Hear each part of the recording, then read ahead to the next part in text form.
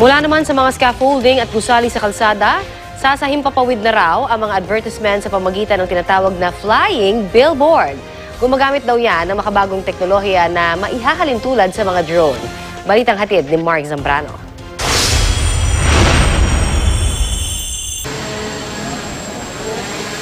Sa unang tingin, aakalain mong isang higanting saranggola na naglalaro sa himpapawid ang iyong nakikita.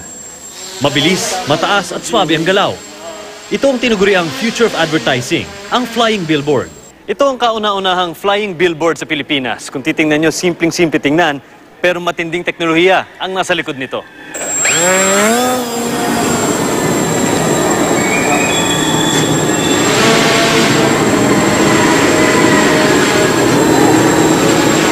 Ang lipad ng flying billboard, maihahalin tulad sa mga makabagong drone o unmanned aerial vehicles sa merkado ngayon. Kaya nitong lumiko, lumipad ng mabilis o mabagal, at kahit sa pagbaba, madali lang ito saluhin.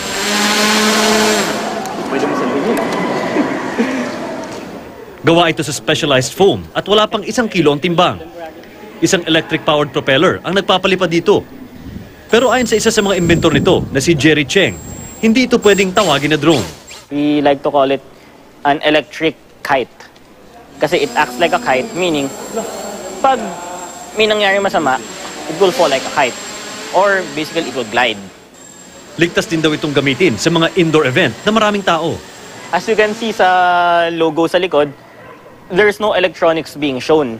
It's because nasa loob. Meaning, all the moving parts is inside. So when something bad happens, there will be no propeller, no electrics exposed, so it's safe talaga. Ayun. Ang mga mas malaking 60-inch at 80-inch version ng flying billboard, kakayanin na raw ang hangin sa outdoor venues. Pero ayon sa Civil Aviation Authority of the Philippines o CAAP, kailangan pa rin iparehistro ang flying billboard tulad ng ibang drones.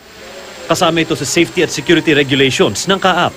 Registration on the ownership is necessary because we are requiring that this be covered by third-party insurance liability at least, because in case of injury to people and damage to properties.